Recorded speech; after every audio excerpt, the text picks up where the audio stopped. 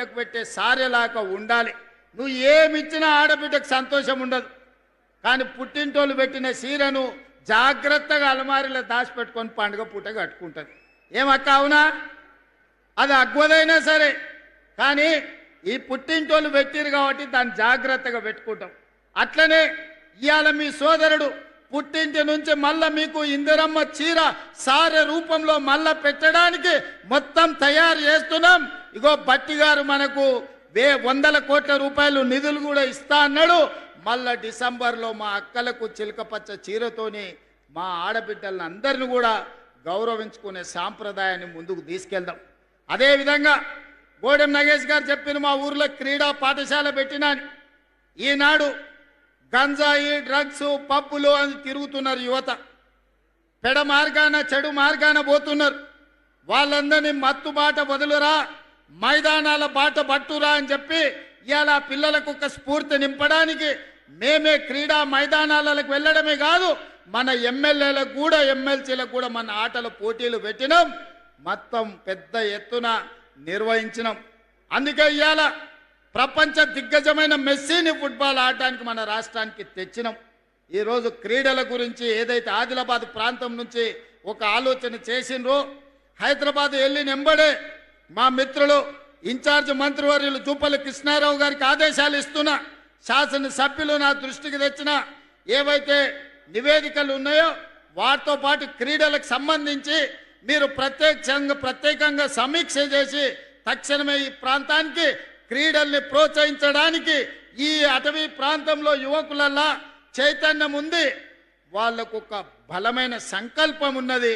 గొప్ప క్రీడాకారులను వెలికి తీయాల్సిందిగా మట్టిలో మాణిక్యాలను వెలికి తీసే బాధ్యత ఈ జిల్లా ఇన్ఛార్జ్ మంత్రిగా మీదే.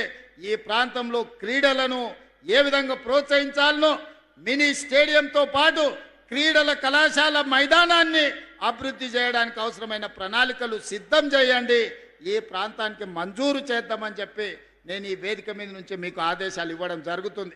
మిత్రులారా, ఈ రాష్ట్రం మనది, ఈ ప్రజలు మనవాళ్ళు. 4 కోట్ల తెలంగాణ ప్రజలు మా కుటుంబ సభ్యులు. మాకు తారతమ్యం లేదు. మేము కులమో మతమో ప్రాంతమో లేకపోతే ఏ రకమైన వివక్ష చూపియం. రాజకీయ పార్టీల గురించి ఆలోచన చెయ్యం. పేదవాడే మా దృష్టిలో.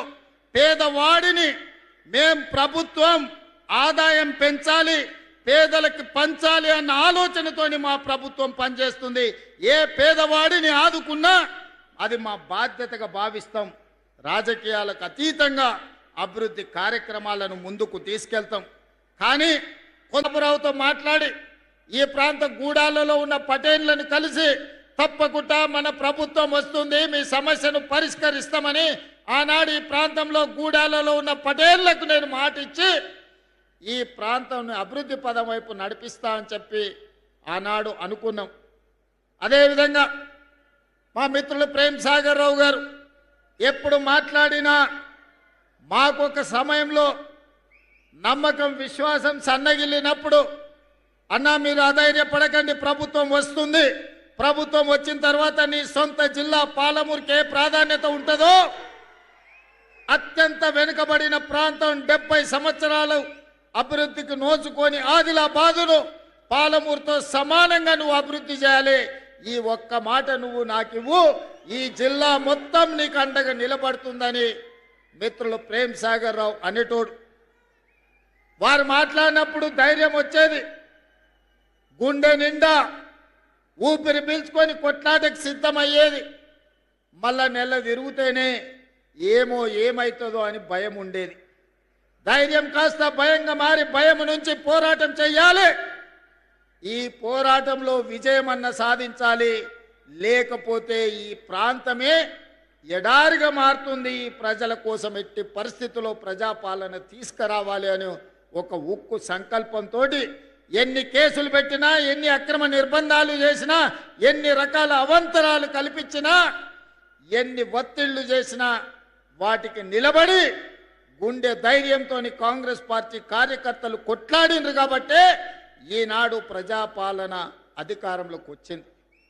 మిత్రులారా, నేను చాలా సందర్భాలలో చెప్పిన ఎన్నికలు వచ్చినప్పుడే రాజకీయాలు, ఎన్నికలు వచ్చినప్పుడే జెండాలు ఎజెండాలు, ఎన్నికలు వచ్చినప్పుడు మన పార్టీని మన వాళ్ళని గెలిపించుకోవడానికి 100% ప్రయత్నం చేద్దాం. ఎన్నికలు ముగిసిన మరుక్షణం ఈ వేదిక మీద ఉన్న ఎవరైనా అనిల్ జాదవ్ కావచ్చు, పాయల శంకర్ కావచ్చు, గోడెం నగేష్ గారు కావచ్చు, ఎవరైనా కావచ్చు, వాళ్ళు మా రాజకీయ ప్రత్యర్థులే కానీ మాకు శాశ్వతమైన శత్రువులు కాదు.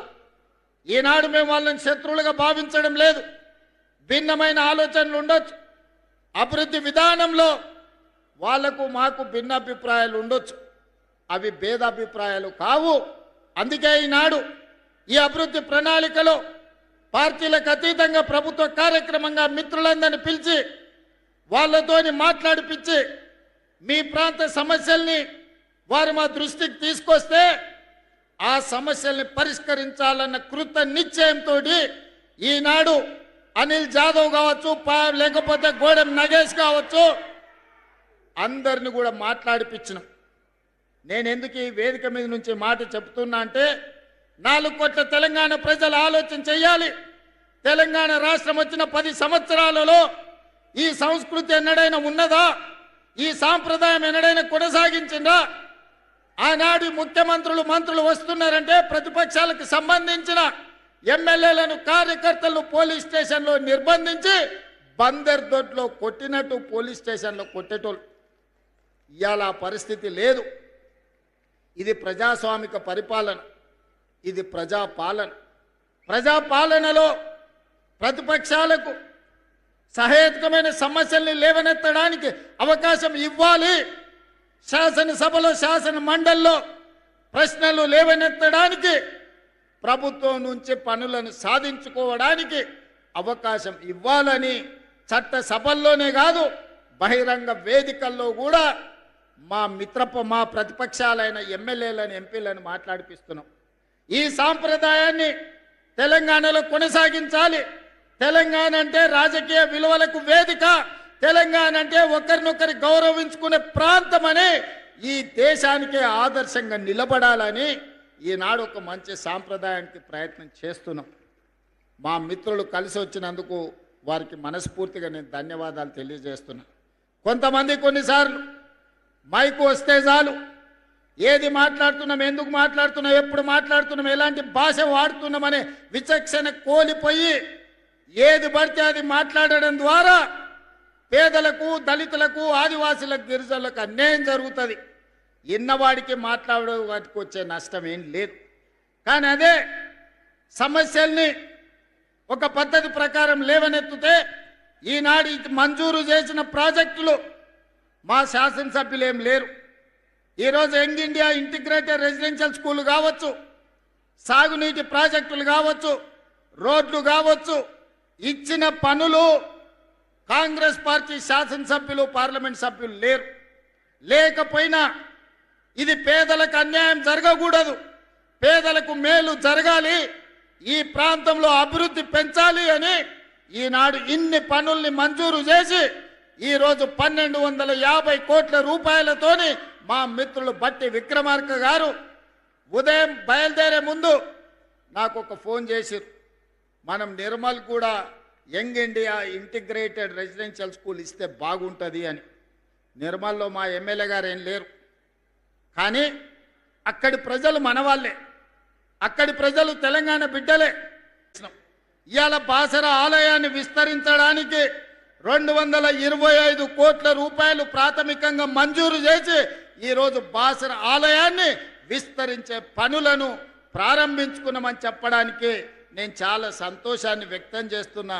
ఇంకా బాసర ఆలయాన్ని విస్తరించడానికి ఇంకేమైనా అదనంగా నిధులు అవసరమైతే కూడా ఆ నిధులనిచ్చి దేశంలోనే బాసర సరస్వతి ఆలయం ఒక గొప్ప ఆలయంగా తీర్చిదిద్దడానికి ఈనాడు మన ప్రభుత్వం కట్టుబడి ఉన్నది.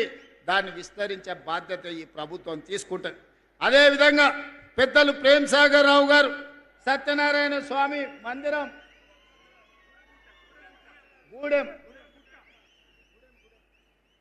గూడెం సత్యనారాయణ స్వామి ఆలయం వారు ప్రతిపాదన చేసిండ్రు. మిత్రులు ప్రేమ సాగర్ రావు గారి అభ్యర్థన మేరకు మా మిత్రులు బట్టి విక్రమార్క గారికి నేను విజ్ఞప్తి చేస్తున్నా. గోదావరి పుష్కరాలు ఏదైతే మనం కార్యక్రమం తీసుకున్నామో, బాసర నుంచి భద్రాచలం వరకు ఏదైతే మందిరాల అభివృద్ధి అనుకున్నామో, అందులో మొట్టమొదటి ఆలయ అభివృద్ధి కింద గూడెం సత్యనారాయణ స్వామి ఆలయాన్ని అభివృద్ధి చెయ్యడానికి ఈ వేదిక మీద నుంచే మనం నిర్ణయం తీసుకుంటున్నాం. తక్షణమే అధికారులను, కలెక్టర్లను ఆ ప్రాంతం పర్యటించి దాన్ని మొత్తం అంచనాలు సిద్ధం చేయండి. ఈ మందిరాన్ని అభివృద్ధి చేయడానికి కూడా నిధులు మంజూరు చేస్తామని చెప్పి నేను ఈ వేదిక మీద నుంచి నేను చెప్పదలుచుకున్నా. మిత్రులారా, ఇవాళ ఈ జిల్లాకు ఎంత చేసినా తక్కువనే, కానీ అట్లని మిగతా వాళ్ళలాగా చెయ్యకుండా వదిలేసే సమస్యనే లేదు. ఈ జిల్లాకి ఏమేమి కావాలో అంచనాలు సిద్ధం చేస్తున్నాం. ప్రతి 2 నెలలకు ఒక్కసారి తప్పకుండా ఈ జిల్లాకు వస్తూనే ఉంటా. వచ్చినప్పుడల్లా మీకు నిధులు తెస్తూనే ఉంటా. ఆనాడు కొట్లాట కోసం, ఒక స్ఫూర్తి కోసం ఈ ఆదిలాబాదునే ఎన్నుకున్నాం నేను, మిత్రులు బట్టి విక్రమార్క గారు. ఈనాడు కూడా తెలంగాణ అభివృద్ధిని ఆదిలాబాదు ద్వారానే ప్రపంచానికి చూపించాలి. గోదావరి జలాలను ఒడిసి పట్టాలి, ఈ నేలను సస్యశ్యామలం చెయ్యాలి, ఈ ప్రాంతాన్ని అభివృద్ధి పదం వైపు నడిపించాలి. దానికోసం మీ అందరి సహకారం కావాలి. ఇవాళ మా ప్రభుత్వానికి ఇందిరమ్మ ఇండ్లు ఇచ్చినా, సన్న బియ్యం ఇచ్చినా, ఉచిత కరెంట్ ఇచ్చినా, ఇంటికి ఉచిత కరెంట్ ఇచ్చినా, రైతు రుణమాఫీ చేసినా, రైతు భరోసా ఇచ్చినా, షాదీ ముబారక్ ఇచ్చినా, కళ్యాణ లక్ష్మి అందించినా, ఏ కార్యక్రమం చేసినా పేదవాడి కళ్ళల్లో ఆనందం చూడాలి. మేము పాలకులం కాదు, ప్రజలెన్నుకున్న సేవకులం. ప్రజలకు సేవ చెయ్యాలన్న ఆలోచనతోనే మీ ముందు నిలబడ్డం. అందుకే మిత్రులారా, ఆదిలాబాదు మీద ఈనాడు మాకున్న ప్రత్యేకమైన అభిమానం మీ గుండెల నిండా ఉన్నది. కాబట్టే ఎర్రటెండలో కూడా వేలాది